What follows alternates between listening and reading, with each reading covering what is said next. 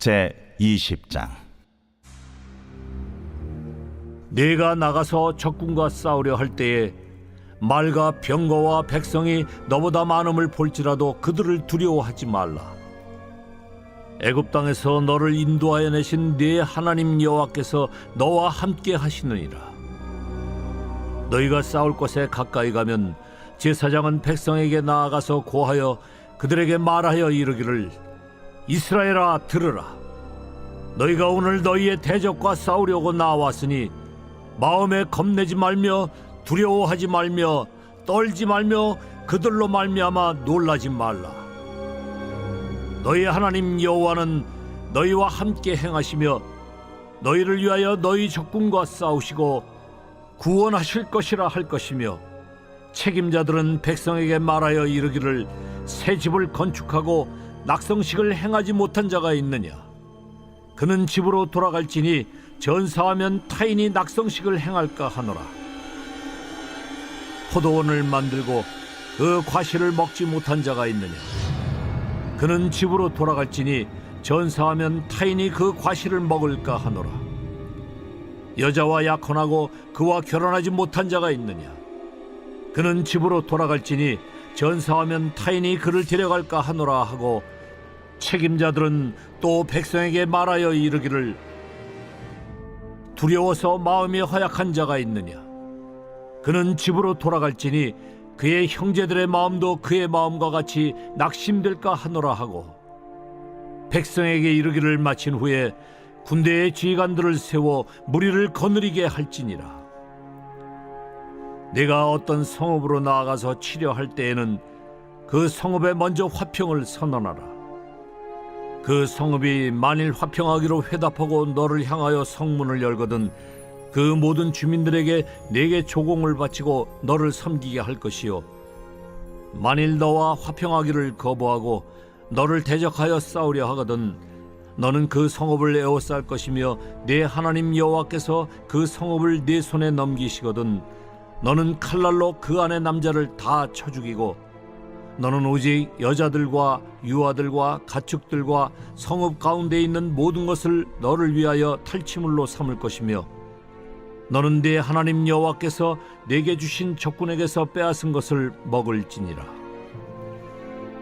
네가 내게서 멀리 떠난 성읍들, 곧 이 민족들에게 속하지 아니한 성읍들에게는 이같이 행하려니와, 오직 네 하나님 여호와께서 내게 기업으로 주시는 이 민족들의 성읍에서는 호흡 있는 자를 하나도 살리지 말지니, 곧 헷 족속과 아모리 족속과 가나안 족속과 브리스 족속과 히위 족속과 여부스 족속을 네가 진멸하되 내 하나님 여호와께서 내게 명령하신 대로 하라.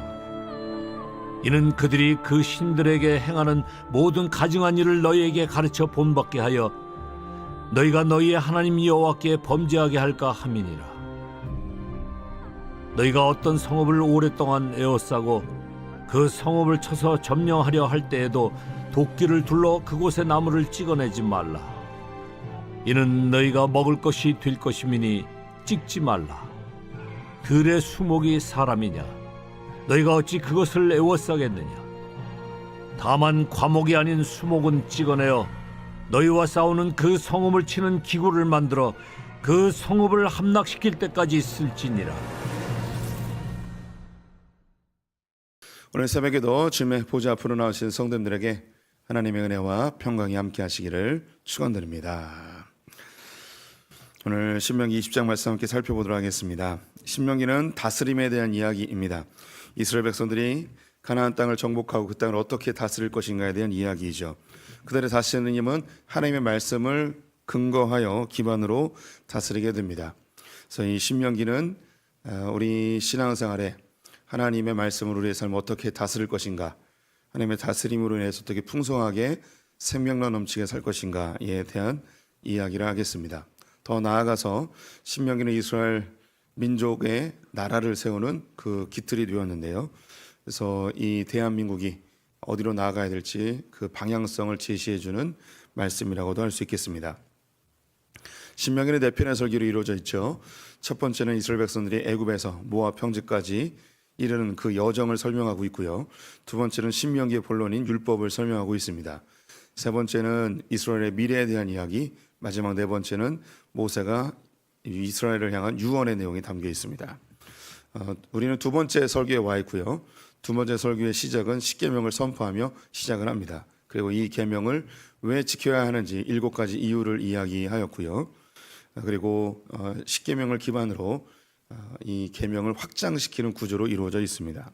십계명은 1계명부터 5계명까지 하나님과 관련된 계명이고 6계명부터 10계명은 이웃과 관련된 계명입니다.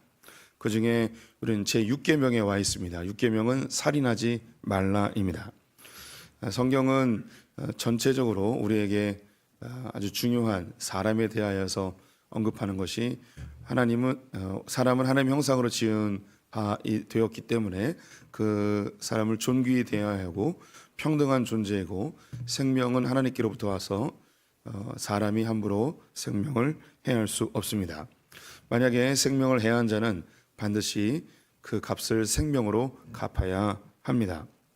그런데 만약에 과실치사를 할 경우 잘못하여 실수로 고의가 아니게 사람을 죽인 경우에는 그럼 어떻게 할 것인가? 이스라엘은 이런 사람들을 위하여서 도피성을 마련하라고 하였죠. 피해 보복자가 사람의 생명에 대한 값으로 그 살인한 사람의 값을 취하는 생명을 취하게 될 경우 고의가 아니었기 때문에 또한 무고한 자가 죽게 되어 그 땅이 더럽혀지기 때문입니다. 그래서 도피성에 도피하고 있으라는 것이죠. 그리고 이때 이제 제사장이 다시 자세히 살펴서 재판을 하게 됩니다.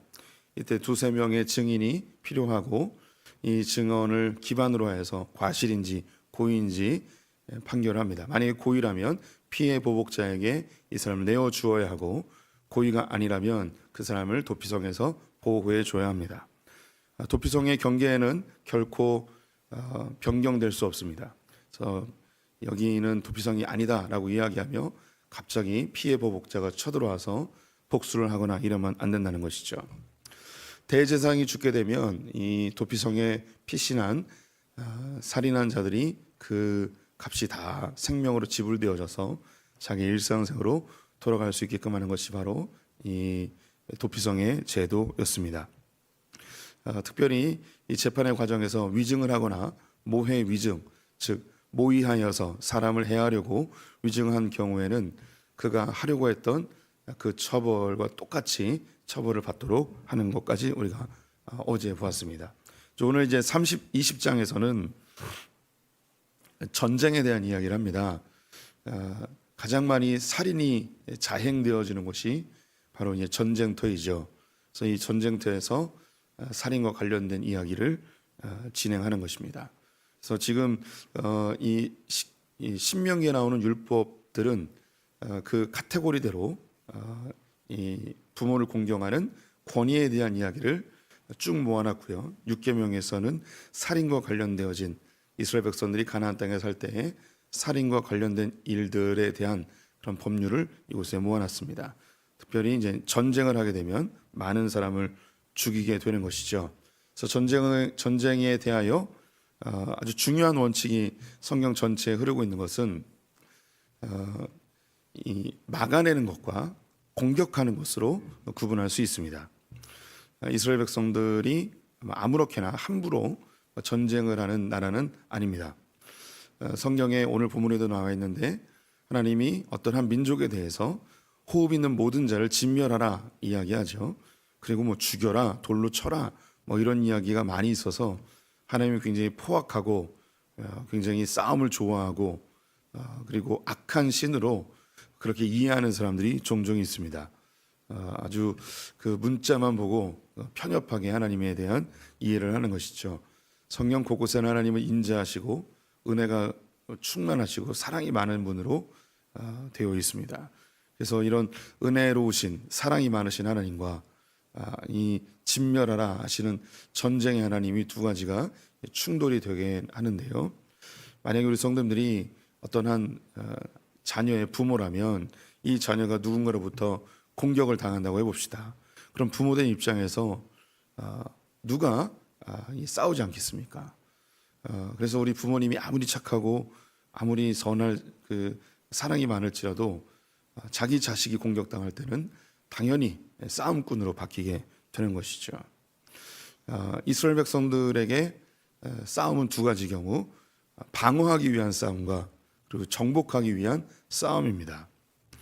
방어는 말 그대로 땅을 빼앗기거나 다른 사람들이 공격해 들어오면 당연히 방어를 하기 위해서 전쟁을 해야겠죠.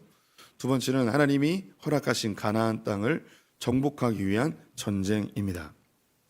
이렇게 전쟁이 일어났을 경우에 이스라엘 백성들에게 하나님이 몇 가지의 당부의 말을 하고 있습니다.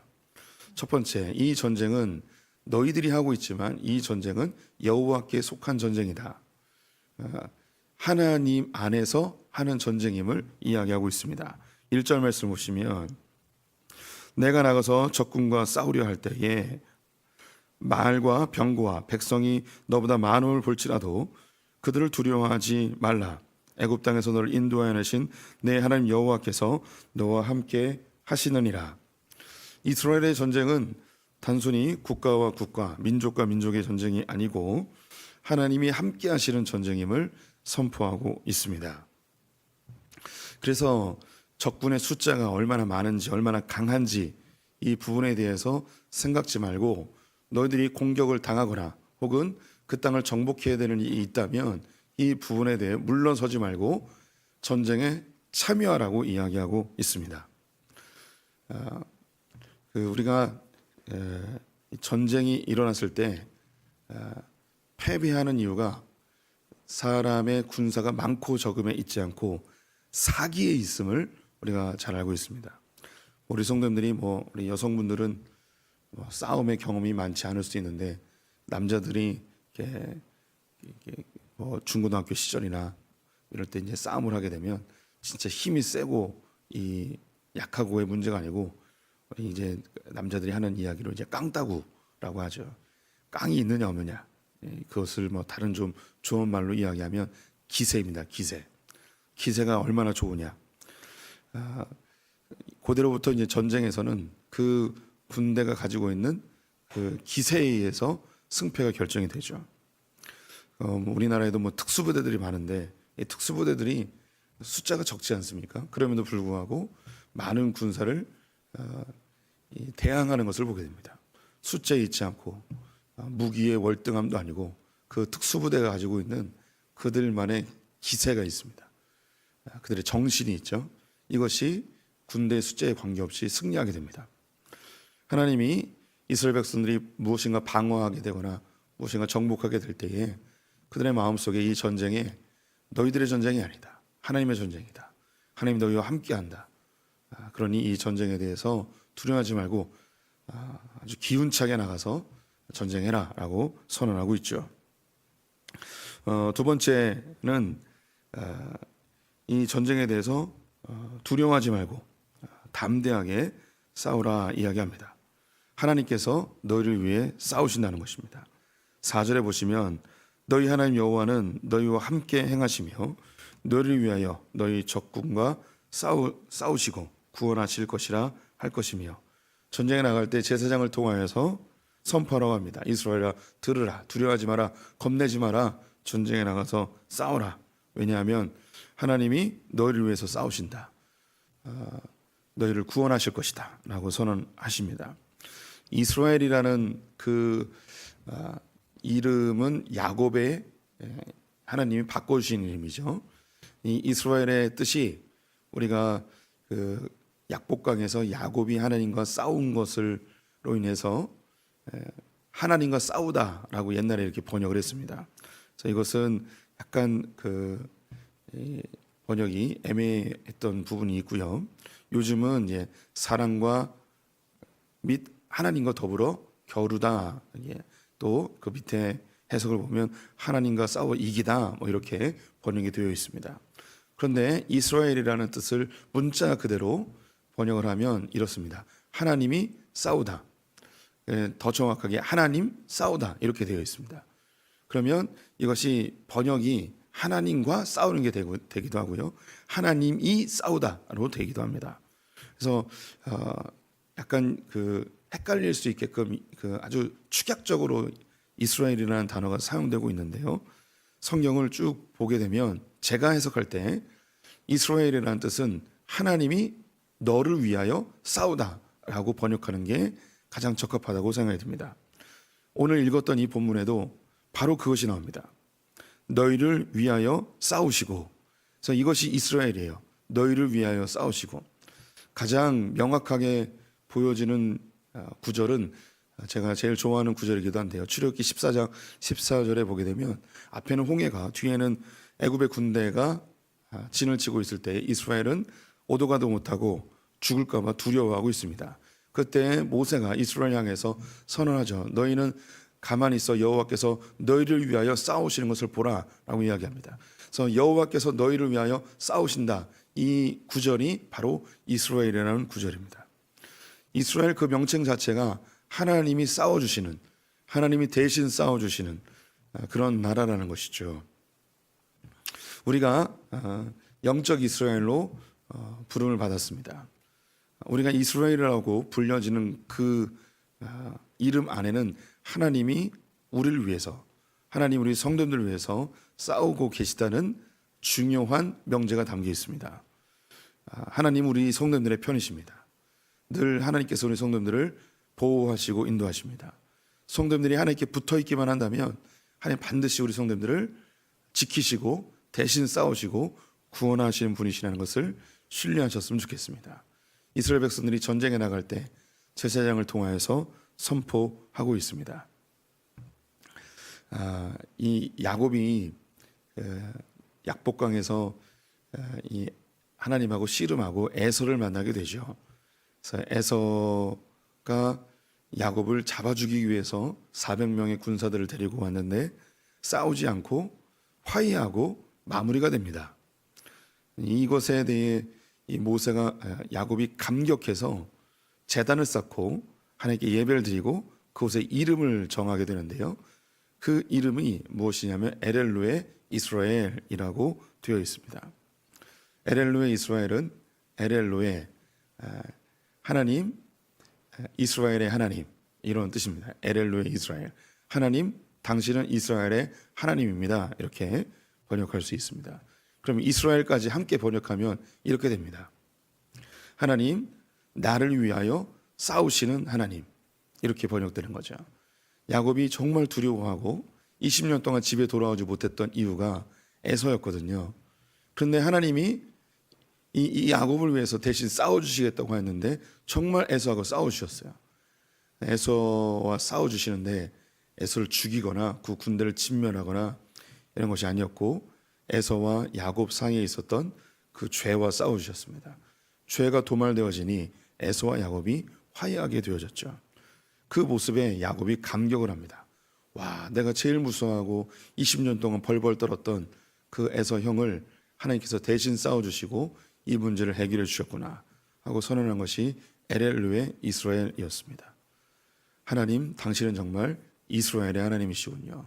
나를 위해 싸워주시는 하나님이시군요 라고 선포한 것이죠. 제가 창세기를 한참 연구할 때 이 부분에 큰 감동을 받았습니다. 그래서 저는 한동안 지금도 가끔씩 하는데 엘엘루엘 이스라엘, 이 이스라엘이라는 이름을 빼버리고 제가 제 이름을 넣고 하나님께 기도하기 시작했습니다. 엘엘루의 김창현, 하나님 당신은 김창현의 하나님입니다. 그래서 이걸 마치 주문처럼 한참 외우고 다녔습니다. 엘엘루의 김창현, 엘엘루의 김창현, 엘엘루의 김창현. 미래가 두렵고 답답하고 힘들고 괴로울 때 그냥 지나다니면서 길가에 가면서도 기도할 때마다 하나님께 계속 선언했습니다. 엘엘루의 김창현, 엘엘루의 김창현. 하나님 당신은 김창현의 하나님입니다. 하나님 당신은 나의 하나님이십니다. 라는 걸 계속해서 불렀죠. 여기에 이 이스라엘이 나를 위하여 싸우시는 하나님, 나를 구원하시는 하나님, 오늘 이 본문에 그대로 담겨 있습니다.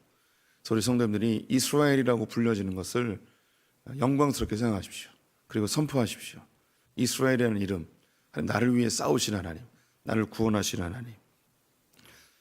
이 이름을 붙들고 오늘도 기도하시기를 축원드립니다. 또 특별히 하나님의 도우심과 하나님의 구원하심이 필요한 우리 가족의 구성원들이 있다면 오늘 말씀처럼 너희를 위하여 싸우시는 하나님, 그 하나님을 의지해서 선포하셨으면 좋겠습니다.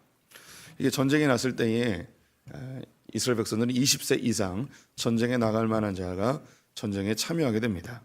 그런데 그 가운데 군대에서 이제 면제되는, 제외되는 사람들이 언급이 되고 있는데요. 새 집을 짓고서 아직 낙성식을 하지 않은 사람, 집을 졌는데 아직 들어가서 안 산 거예요. 하나님께 예배하고 들어가야 되는데요. 요즘은 이게 이사신방 예배 뭐 이런 거라고 할 수 있겠습니다. 집을 짓고 하나님께 예배하고 집에 들어가야 되는데 아직 집에 못 들어가는 사람, 이 사람은 제외입니다.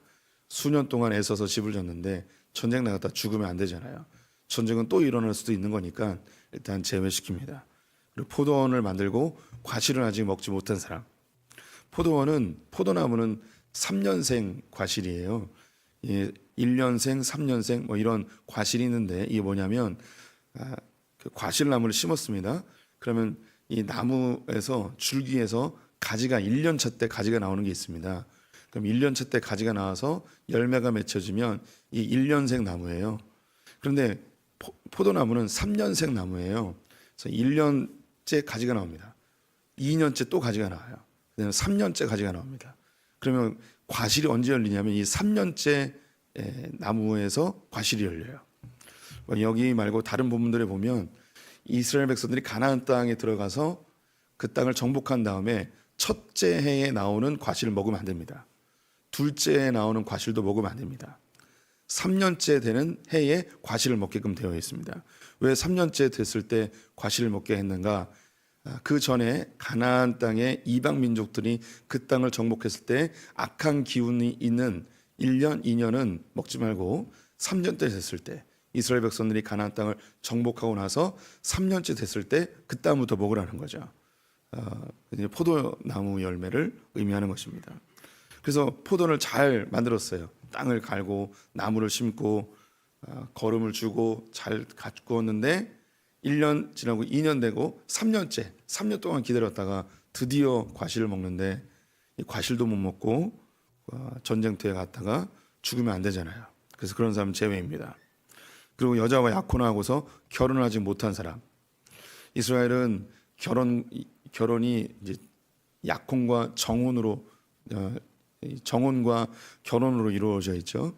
정혼을 하고서 이 아내를 데려오기 위하여 집을 마련하고 지참금을 마련하기 위하여 짧게는 6개월, 길게는 1년 이상 준비를 해야 됩니다. 그래서 드디어 이제 지참금을 준비하고 집도 다 준비해서 이 약혼녀를 데려오기만 하면 돼요. 그래서 신랑이 데리러 가는 그런 장면들이 복음서에 나와 있죠. 그런데 전쟁이 난 거죠. 그래서 전쟁터에 가면 안 된다는 거예요. 6개월 혹은 1년 이상 그렇게 수고한 것이 물거품이 되면 안 된다는 것이죠. 그리고 두려워하는 자들은 데리고 가면 안 된다고 이야기합니다. 이제 전쟁터에 나갔습니다. 전쟁터에 나가서도 그냥 막 전쟁하는 게 아니고 먼저 화평을 선포합니다. 사신을 보내서 우리가 너희를 전쟁하러 왔는데 전쟁하겠냐 안 하겠냐, 그래서 전쟁을 안 하겠다 하고 문을 활짝 열면 그곳에 있는 사람들 죽이지 않고 그 성읍을 속국으로 만들어서 조공을 바치며 살게끔 합니다. 하지만 우리는 전쟁할 거다 이야기하면 가서 싸워서 그들의 모든 남자들을 다 죽이게 됩니다. 대신에 여자들과 그리고 어린아이들, 가축들과 그 성읍의 전리품들은 다 취하게 됩니다. 근데 이것은 가나안 땅에 있는 모든 족속에 해당되는 것이 아니고 가나안의 7 족속들, 그들은 다 몰아내고 그 외에 다른 소수 족속들이 있습니다. 주요 7 족속들은 다 몰아내되 다른 우리가 이름을 잘 알지 못하는 그런 그 민족이나 부족들은 그렇게 이제 속국으로 만들고 조공을 받으면서 다 진멸하지는 않도록 하고 있습니다. 그리고 그 성읍 주변에 있는 나무들을 다 벨 필요는 없다는 거예요. 열매를 맺고 있는 나무들은 그냥 두고 그것을 먹고 대신에 열매를 맺지 않는 나무들은 이용하여서 도구를 만드거나 전쟁의 무기를 만들거나 그렇게 활용하도록 하고 있습니다. 전쟁을 할 때에도 그냥 마구잡이로 전쟁하는 것이 아니고 전쟁에서 사람을 죽여야 되는 상황이 있어도 아무나 막 죽이는 게 아니고 여자들과 아이들은 죽이지 않고 또 가축들도 죽이지 않고 남자들만 죽이라는 거예요. 그리고 대신에 가나안의 일곱 족속처럼 가나안의 영적인 흐름을 좌우하고 있는 그 악한 자들에 대해서는 진멸하도록 여자나 아이나 모든 호흡이 있는 것들은 다 죽이라고 이야기하고 있습니다. 이것을 오늘날 우리에게 어떻게 적용할 수 있을까요? 우리는 이 세상에 부름받은 하나님 백성들입니다. 우리는 구별된 자들이죠. 세상에 살면서 우리는 직접 육신의 혈과 육에 대한 전쟁을 하고 있지 않지만 영적 전쟁을 계속하고 있습니다.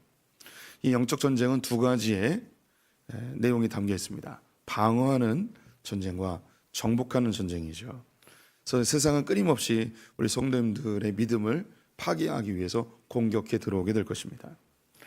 이 공격은 혈과 육에 대한 것이 아니죠. 영적 전쟁이에요. 문화로 혹은 이 세상의 가치관으로, 교육으로, 철학으로 이 세상의 여러 흐름들로 우리를 공격해 옵니다. 그러면 하나님의 말씀을 기준으로 이것을 막아내야 되는 거죠. 방어해야 됩니다. 그리고 어떤 경우에는 완전히 없애버려야 되는 게 있습니다. 우리 한국 교회 안에서 많이 없앤 것들이 있죠. 제사제도 같은 것은 우상을 섬기는 것이기 때문에 교회 내에서 완전히 진멸해버리는, 완전히 없애버리는 그런 문화를 형성해 놓았습니다. 또 한국적 특성에서 술과 담배를 완전히 진멸하는 그런 문화를 또한 가지고 있습니다. 또 당연히 점치는 것이나 혹은 무단 국가 같은 것들 다 없애버리는 미신 같은 것을 한국교회는 다 없애죠. 집안에 뭐 부적 같은 거, 손 없는 날 이사 가는 거, 그 외에도 여러 삶에서 구석구석 들어와 있는 그런 미신 같은 것들을 완전히 다 진멸하는, 완전히 없애버리는 부분입니다. 하지만 이 세상의 문화가, 이 세상이 다 악한 건 아니죠. 하나님의 일반 은총 가운데 우리가 받아들여야 되는 게 있습니다. 즉 다른 성읍을 정복했을 때 남자들은 죽이되 여인들과 아이들과 그리고 그곳의 전리품들을 취하여 사용하는 것처럼 그 성읍의 나무들 중에 과실이 있는 나무는 활용하되 과실이 없는 나무는 베버리는, 불태워버리는 일이 이렇게 구별하듯이 이 세상에 여러 문화들이 있습니다. 이 문화들을 우리가 수용할 건 수용하고 거부할 건 거부해야 하겠죠. 이 세상에는 가치 중립적인 것들이 굉장히 많이 있습니다. 근데 이 가치 중립적인 것을 무조건 배격해서는 안 되겠죠. 우리나라가 한때 그런 가치 중립적인 것을 세상 것이라고 이원론적으로 다 배격한 경우가 있었습니다. 우리 성도님들도 경험이 있을 텐데 옛날에 교회 다니면 가요도 부르면 안 됐습니다. 뭐 다 부르셨군요. 가요도 부르면 안 되고 텔레비전도 보면 안 되고 극장도 가면 안 되고 이렇게 아주 세상 것은 완전히 구별하는 이런 시대도 있었죠.